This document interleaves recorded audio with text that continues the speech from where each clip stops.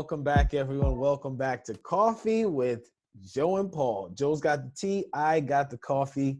Decaf, almond milk, and just putting that out there. Oh, yeah. Almond milk and maple syrup. All right. Bingo. All I need to do is just froth this bad boy up. There you go. Black chai with some lion's mane mushroom powder as well. Yeah. Oh, experimenting. Oh, yes, you do. All right, my man. So, everyone, welcome back. What we're going to go over today is actually a part 2 to a conversation about sex that we had in our last posting. Mm-hmm.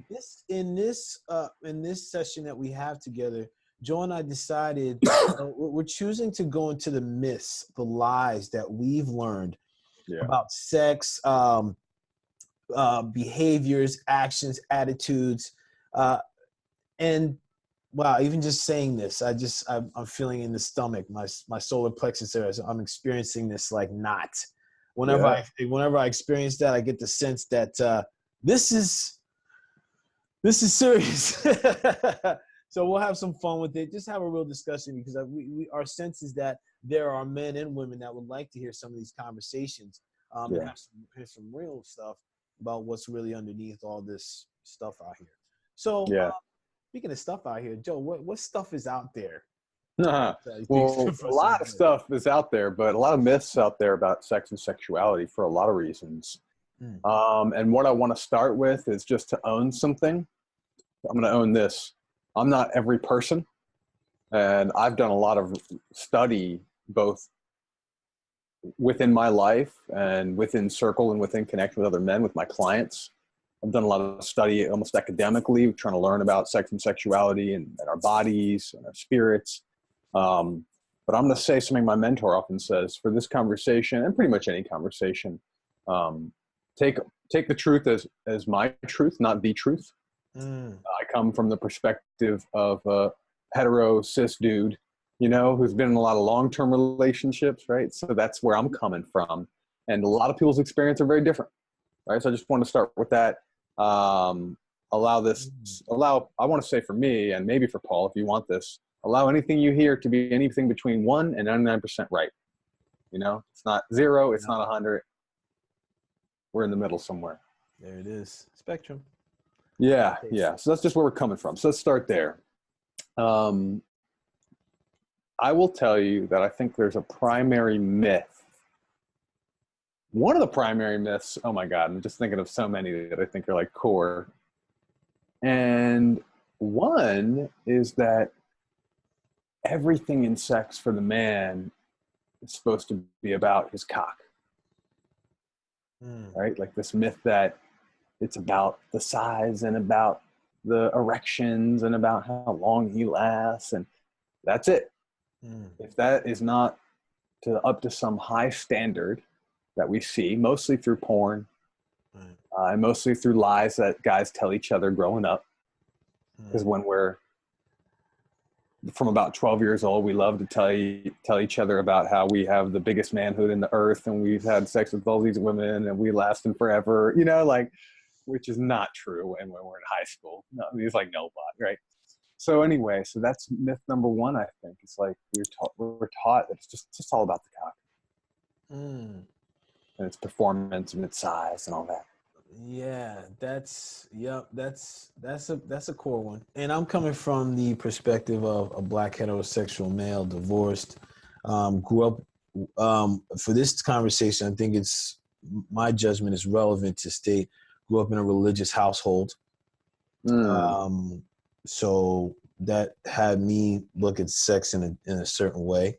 And I think that brings me to my myth that sex is dirty. I think it's fascinating how in media we toy on the spectrum of no, don't. Yes, do. No. Yes, come on. And it's so jacked up, man. I have a problem with that. And my judgment is, and from my experience really, that started in religious backgrounds and miseducation in school systems. Yeah. Looking back on it now, Joe, religious background, it's, you know, sex is no, you can't have, like, there's talk of lust, and, like, you know, and there are examples where, you know, when there was adultery and things of that nature, and that overshadowed just the sex as a co-creation of the male and the female to create a special something, like, be still and know that I am God. For two beings to come together, for a woman to carry, for a man to fertilize, like, that's some beautiful, powerful, natural stuff. Right. And vilified the act by things of, like, oh, well, you know, oh, like, porn is dirty. Like, porn is entertainment. let's be clear on that. Okay, it's entertainment. It's a category. It's not a whatever. And people, it's people go to porn because that's a guide. School systems only teach that, well, listen, this is a penis, this is a vagina. Don't do it. Right. Yeah, don't do it. Yeah, it's like, don't do what, man? All you showed me was a drawing in black and white on a projector. Yeah, right. What? Like, don't use a projector? I know, it shit is old. Like, what are you talking about? So that's the myth for me that comes up. I'm experiencing that myself. Like, just going through my reconfiguration, that, like, sex energy center, my sacral energy center, and starting to look at sex and sexual and sensual energy as a creative power source. Right. That may be turned off. So I'm not even going to go down that road, but that's the myth for me. Yeah. I hear that, man. That one blows my mind, because from the most basic logic on a spiritual perspective, if the act that creates all of us is a sin, mm-hmm.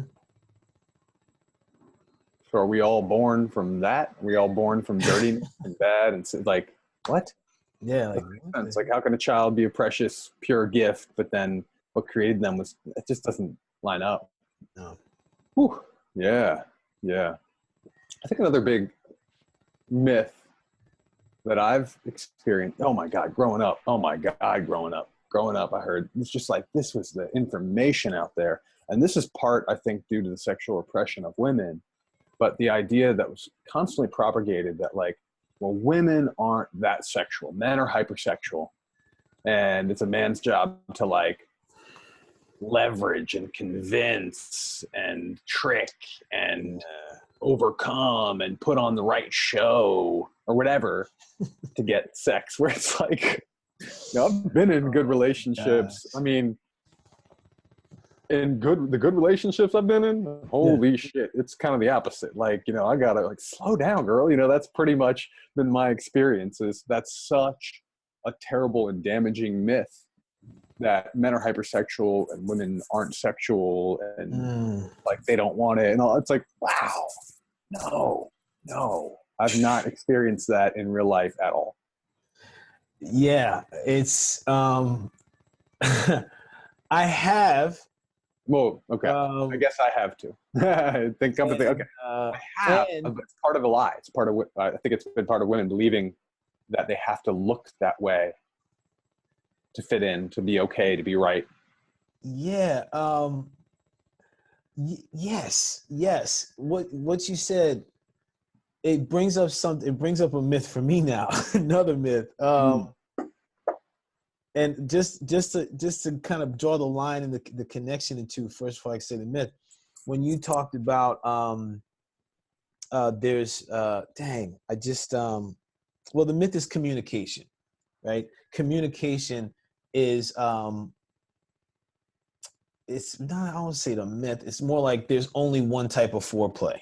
I'll say that. Like, there's physical foreplay is the only way to go about. Right. Sex.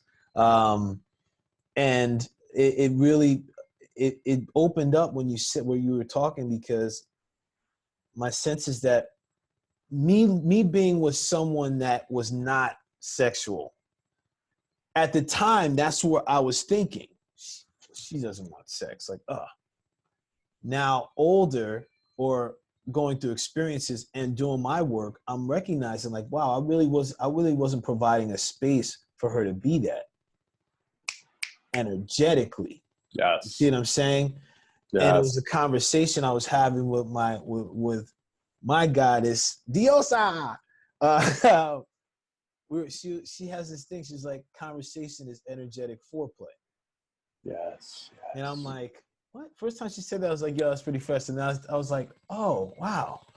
Because the conversations that we can have between male and female, that's really what they talk about with like, hey, man, foreplay starts earlier in the day. But again, media gives some vague ass target on shit. So it's like, well, what the heck does that mean? What that means is start having conversations every day, every moment. Talk, get real. Say what's up for you. That stuff right there could crack the thing wide open, because it's like, what? Oh my goodness. I don't even know you and I'm loving it. Like, right. Which that's the connection to that first one I brought up, which so often what I found to be a truth is that our reproductive organs are important in our sexual experiences, but they're probably not the most important. I've found that for me, once quality sex started happening in my relationships, it's about very different organs. It's about the hands. It's about all of our skin.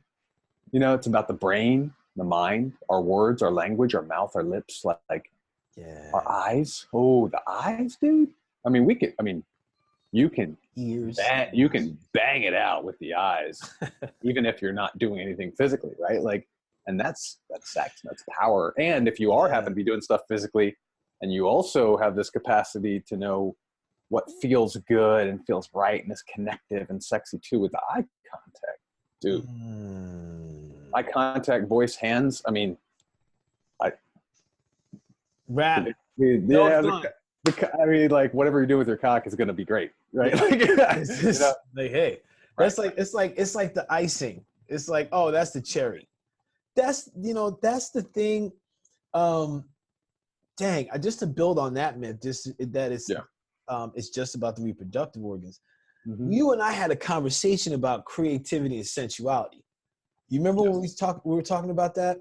Yes. This is the thing. As as I'm getting up in the age, I had high blood pressure for a while. That can affect what's happening. That can affect what's happening down there. I may have erectile dysfunction down in a few years. I don't know, but like, for me, recognizing that and being just being transparent with it, I recognize that wow, what are the other ways I can enjoy this experience with my partner?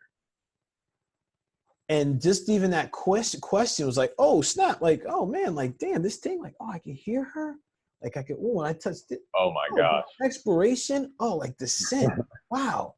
There's so many different ways. And then I recognized, I was like, yo, man, I may not have ED ever, man. That junk is, wow, a lot of blood flow right there. Right. So it's like, it's interesting because my want is for more men to at least explore what could work for them. Like, what are the other ways they can please and pleasure and have fun themselves? Like, like, because I was in that space. We also talked about that. Like, okay, I need to please a woman. Hold up, guys. First, learn how to please yourself, okay? Then you'll be able to please others in a higher form, okay? Yes. And that means, like, what you take in, what you receive, what you give, that's taking care of yourself. Right. And the sensuality piece, like the skin, like being able to recognize there are other ways besides my reproductive organ. Men, especially if you're in the 45 to 60 range watching this, watch your shit if you're getting these ED pills. Because they pump the advertisements out on this like freaking like air out in the oxygen, man, like air out in the atmosphere. Especially with sporting events, that's all you hear about. Yeah, get your testosterone up. And if your heart's not right and your body's not right, something's gonna come up, man. So find other ways, natural ways. There's ways, man, like get that blood flow back. So I just want to make sure I put that out there, man, because I'm concerned because I'm hearing a lot about men having strokes in like that mid-50 range, just coming out of divorce. They maybe haven't had some of that good yoni, and which is vagina, coochie, however you want to say it. And all of a sudden they freaking go crazy. There's these apps they can swipe, they can get some ass. Great, okay. Now all of a sudden, I can't, my thing's not working like it used to. I'm gonna pop this pill. Now I got a stroke. Careful, man. It's more than a reproductive organ, man. So learning what I'm hearing, the distillation of your beautiful passion here in this conversation, is learning that there are other very important parts of the body, the mind, the spirit, the connection that create powerful sexual experiences is actually a big part of men's health. Yes. Because if the solution is, well, I'm not that healthy and I have high blood pressure, but I have to have my cock doing certain things, so I'm going to take this pill that risks my life. This is a men's health issue, is our conceptualization and understanding of sexuality. Mm-hmm. Yeah. Wow. Wow, man. That was very eloquent. Hitting me hard. You know,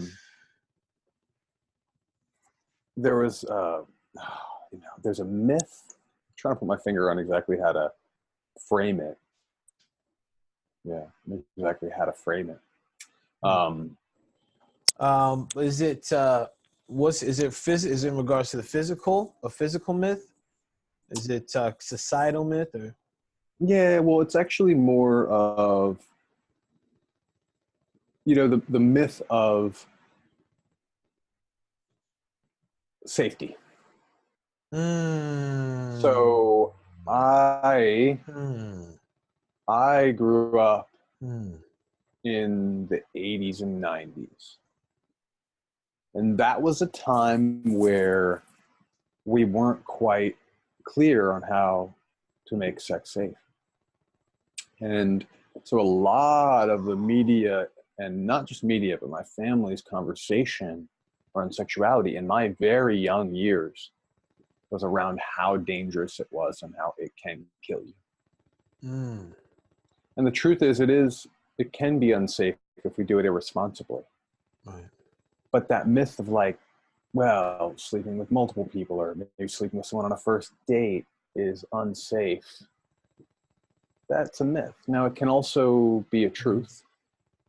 But the reason I was struggling for a moment to bring this out is like, there is a lot of potential and lack of safety within sexuality. The conversation is certainly different around safety and sexuality for women, because women do get violated quite a bit in our world. And it's physically vulnerable for women who are with men, right? Or with men sexually. But as far as disease is concerned, that's something that it's a truth, but the level of information and the level of like mindset around that I think was kind of beaten into us was out of balance. So a lot of us are walking around knowing the truths about, well, yeah, I mean, first of all, HIV and AIDS, it's way different than it was in the 80s. Right. As far as contracting it, as far as what happens, as far as treatments that are available. There's all kinds of other, you know, STIs that are out there. This is true. Right. We have capacity to be safe. We can be conscious. We can be smart. And part of the reason I think we're taught it's not safe is because we're often taught that men are just like these. We run around being led around by our penises. So like, we can't be thoughtful and responsible, and we can't slow down, and we can't be present to our own well-being, the well-being of the woman we may be with, or the partner or the man we may be with, right? Or the non-binary person we may be with, because we're so focused on sexuality and we're so blinded intellectually. Right. So that's just one thing, is like, it's not necessarily a myth, but it's something that's really damaging and getting in the way of our sexual well-being and our connections. Right. So that was a hard one. It's like, not a myth, but there's some myth-like qualities in the way we experience the truth. Yeah. Wow. That was a scoop, man. Yeah. Still feeling a little confused myself about it, but I know that it's important to believe my sexuality is safe, and I can be completely safe. So I want to sure I'm hearing the myth is that there's an overall myth about what sexual safety is. Is that really? Yeah. Is that in line with what you're saying? I think for a lot of us growing up, this concept around safety, we're not necessarily taught, well, here are all the really safe ways to do it, but we are taught it's dangerous. So that's what I mean. It's more of like an imbalance in what we're taught. Okay. Got you. Okay. Yes. That makes sense. Okay. Because it can be very dangerous. It can be emotionally dangerous. It can be certainly physically dangerous, and it can be dangerous from a health perspective. But the reality is that can't be where we're coming from in our mindset. We just have to be responsible. Getting in a car is dangerous. Crossing the street is dangerous. Going to a doctor is dangerous. Checking into a hospital is dangerous. Like literally, people die at hospitals, right? So we have to be balanced in our perspective of, it's life is dangerous. It is risky, but we can be responsible enough to care for ourselves and the people that we want to be intimate with, and take responsibility. Yes. God, that's so deep. That's so deep, because what's coming up for me is there's a deeper question there as to, well, what's safer for the person, and what's the feeling, what's that feeling, and better yet, what's the feeling of comfort? You see, this is the thing I'm learning right now, Joe, with what's happening on a grander scale as far as our education. Like, we'll preach like, okay, this isn't safe, and then we set this model of what safe and unsafe is. Right. When in actuality, it's the sliding scale for each and every individual that walks the face of the earth and in the galactic stars.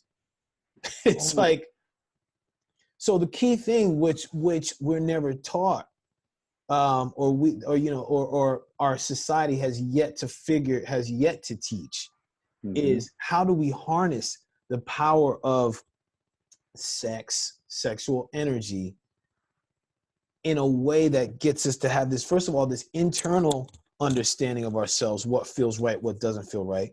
And then letting that power of creative form and expression of what sex can mean for us, what life can mean for us, with all these things.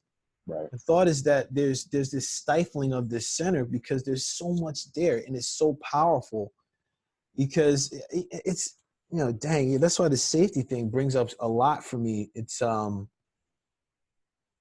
because it sets the stage, and it puts a scenario in a box, and that can make a scenario that rigid and not fluid, and that can prevent communication that we were talking about, to even figure out, well, okay, I don't feel safe. Oh, okay, right. Hold on. So what are you feeling? What are you feeling? Right? Now, when a guy has the ability, or whoever has the ability, to be able to stay in that space and like be in the heat of the moment, and then harness it to dig a little, to take another scoop. Oh, you're not feeling something? Oh, what's going on? Tell me what you're feeling. What are you experiencing? Right. Oh, okay, cool. Okay, here, hold up, man. Yeah. But it's so that, I don't know. I'm going off on a tangent, so I'm gonna leave it there. I think it's important too to be considering. Again, this is another reason why I think myth number one for me was like, it's not just about the cock, right? Because this is actually an important tool. Because, especially if you're a man who, well, I don't know. I'm speaking from my perspective, but it's very possible for men that sleep with men, it's the same thing. But I know that for me, as a man that sleeps with women, something that's a skill set in my arsenal that's just as important as what my cock does is like, how do I create safety? Right. How do I co-create safety? And how aware am I of the fact that these messages around safety are imbalanced and some aren't real, but that for the women that I'm going to bed with, the majority of them have been sexually assaulted. Right? Like, there's a truth to this. For a lot of them, they've been with partners they've loved and cared about, and a sexual situation came up that didn't feel safe for them, but they might not have felt safe enough to speak up. So there is this element of knowing that we need to have these awarenesses of what these things are, which leads to the other myth I mentioned about like, well, women aren't as sexual. Well, if we can be mindful and sensual and have the conversations and create the safety and the comfort and the relaxation, then watch out. Majority of women are going to be very sexual, right? So it's like, not watch out as it's a bad thing, just like, buckle up your chin strap. Flip your script. Buckle your chin strap. Get your hat. Strap in. Yeah, literally. And figure. No, right, because that's the important part too, is to know that because we've all been taught these complex pieces about safety, and because it has been very unsafe at times for women or for even men who are more vulnerable physically, like it's a skill set to figure out, how do I create safety? How do I create safety? It's not just all about being sexy. Safety is sex, right? Sexy, right? Yeah. So, which brings me to another thing. I want to talk about one right now that's really important. There's this experience of, I've heard from both men and women, they think like, well, consent will ruin the mood. The conversation around consent. Consent's not sexy, right? Like there's this element of, this is a really big, important topic in our world right now that's at the forefront. And that's the thing. I know a lot of dudes are like, how do I, what? No, are you kidding me? And again, I've heard it from women I went on a few dates with earlier in the year before I got into this relationship, where they were like, yeah, I dig that. It's a cool idea, but not for me. Like, I don't want to have that conversation. That's a myth. I've been part of experiences where, when done really well, it is the thing that's like, oh, now that is sexy. It's like we're both fully in a place of desire and commitment and wanting, and we've communicated it, and there is no question, because we've communicated it. And because both parties know, well, I can actually slow this down or say no, or that doesn't feel good, or actually I want to stop, or this isn't going to fit anymore. I can say that at any point. I'm lucky enough, I have a partner, a female partner, and she's big on like consent goes both ways. So I've learned a tremendous amount about how it feels to be with someone who thinks that way and feels that way and lives that way. Yeah. So consent can be sexy. It can be real sexy. Man. Man, dude. That just brought something up for me, man. For guys, it's okay to say no. Yeah, dude. Guys, it's okay to say no. Like, you know what? I'm not feeling this chick. You know what? Let me just see what's going on here. You know what? Because I tell you, when my goal, this is why I do this. Listen, this is something I put in Rising to Your King, man. This program I put together for men, it's being able for men to see where we are in that space and be able to have that consent. Like, you know what? I'm not comfortable in this. I'm not feeling satisfied. Like, I don't feel safe. What the heck does that mean? Well, you know what? Like for me anyway, when instead of me, I'm learning to have those conversations. Because before I'd be like, if I felt that, I would kind of do it, be miserable. And now it's like I would go drink or smoke or do whatever to freaking fog that. It's like, no, man, if you're not feeling it, don't do it. My sense is that men are shifting in that way and being more aware now of like, yo, man, this is not feeling right. You know what? Or like, no, I'm good. I don't really need to go out and go have sex right now. I'm chill. Binge watch this Marvel. Like whatever, man. It's it's okay for men to say no, man. Just settle into what's happening for you, man. And listen, if somebody's gonna clown you, make fun of you, then fuck them. Like, right. Or don't. Yeah. Or don't. Shit, man. Yeah. Right. Yeah. Well, there's some real truth to that. There's this thing of like, well, which to me is another myth, which is sex is scarce. So because I don't know when I'm going to get it again or this and that, and because it's scarce, because it's a commodity that I don't have ownership of, which is another myth, they own it. Someone else owns it. Someone else owns my access to sexuality. Right.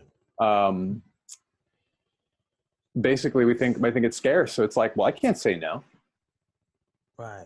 I can't say no. Not only what would that mean about my identity, but like, well, what if that's some messed up situation and then this person won't be interested in the future, or I won't be able to find another person who wants to in the near future. It's like, there's a lot of people. And I like your face on that one. There's a lot of people, and you know what? I'm thinking like it's okay, like to be able to have a conversation and be like, yo, I didn't want it tonight.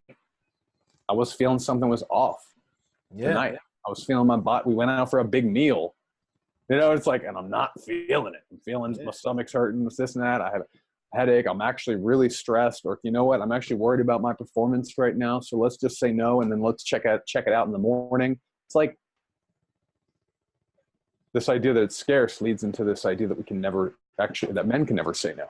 And that we should always want it. Right? Not really. Yeah, it's gonna be like, it's like people who've I know people who have abundance, or a fair amount of abundance, or at least enoughness financially and resource wise right now, but they grew up poor and they didn't know when food was going to be around. So it's like now they have all these issues with food where it's like they hoard it, or they eat a bunch in big meals and then they get sick, and then they don't eat for a day because they're worried about their weight. It's like there's all this weird scarcity abundance stuff happening. Spectrum around the things that we need, right? So that's the other thing. And like we could probably have this kind of conversation for a long time. This might be a two-parter. Right. But what's one thing you would want to like do to bring us towards wrapping a little bit, kind of like getting a wrap up going here? What feels like it still needs to be said or done? To wrap things up, it's let's check out in the wrap up with what's a step for men to expand their sexual awareness or education. So I'll model that. So men watching, for me, the first step is better communication. Step your communication game up. As far as not like, and I'm not talking about communication with another at first. I'm talking about being able to communicate what's happening within you, how that may be showing up. What does that mean? Like, look, if you're not expressing what's coming up, or what you're like, an emotion or like a thought or a belief, and it's not making you present to a whatever relationship or scenario you're in, you're gonna do something to sabotage yourself. Yeah. I usually speak for myself. I'm going to say this just from my experience working with men. You're going to do something to sabotage yourself. So get your communication on the next level, one step at a time. I said next level, not galactic level. The next level. Enhance your communication. Get it going. And that's it for me. So enhance your communication. I want to say enhance your education, right? Like step into your education, because another myth that we didn't touch on. I'm upset. I should have put this up front. Damn. All right. Another myth is we're supposed to just naturally know how to be amazing in bed. Oh, right. This should have been myth number one. How did we miss that? So like, there's this thing about, we think that we're supposed to be perfect already, and it's a natural thing, and it should just be who we are as men. Like, oh, I was born knowing like how to please, right? And how to be No. Right. No, man. No. We're taught nothing. Right. So start to educate. Read some great books out there. There's some great books, some beautiful books. I want to say actually find content from female sexual educators. Yep. Like go there, right? And know that it's okay. And educate on your own beliefs. And you can do that with like a therapist, a men's group, with a coach. I do that with clients. It's like, if they are in a relationship, or if they want to be more sexual, whatever it may be, I'm always going to have a couple sessions about, what are your beliefs around sex? Yeah. What have you been taught? What has been true for you? What have women told you? What have men told you? What did you learn? Right. You know, what do you hear out there in the world that you just don't believe to be true? You know, like, these are the things. And then where are the places that you would like to perform more? What does sexual performance even mean to you? Right. How do you know when you have a really great exchange with a partner? Yeah. These are really important questions in self-education realm. So educate with external content, and then educate with internal understanding and beliefs. So we have to know who we are and what we think, and we have to shift our mindset around this. It's been one of the most powerful things for me in my life, is to go get really curious after my marriage, and we didn't have a great sexual relationship. I got really curious. I was like, I don't want that anymore. Right. I want to figure this out. And it's been so expansive because it'll lead you to embodiment. It'll lead you to understanding emotions. It'll lead you to understanding psychology, both masculine and feminine, men and women, and everything in between. It will lead you down paths of beautiful expansion, not just around sexuality, when we start to educate around sex and sexuality. Whoo! For the people that stay to the end, you got some gems. Yeah. God got it. We may have to come back. This may be a little bit of bonus material. Because that right there, or we have to come, Joe, we may have to come back on that education piece because Russian stuff coming up around that one. Right. So talk to that, like just one tidbit that came up for guys as far as that education. How you treat one body isn't how you treat them all. Okay? Yeah. I can't even. All right. Yeah. I'm going to drop it. Okay. Yeah, so thank you, everybody. Thank you for tuning in to Coffee with Joe and Paul. Stay tuned for the next episode. Joe? Next episode, man. We got to start. Maybe we should make that the outward theme music, man. Copyright infringements. I got to watch that. All right, everybody. If you want to have these conversations, if you want resources around this stuff, reach out. I will probably try and sell you on coaching, but if you just need resources first, I'll throw you that too. I'm sure Paul will do the same. Yes, I will. All right. Peace. Yo, blessings, brother. Peace.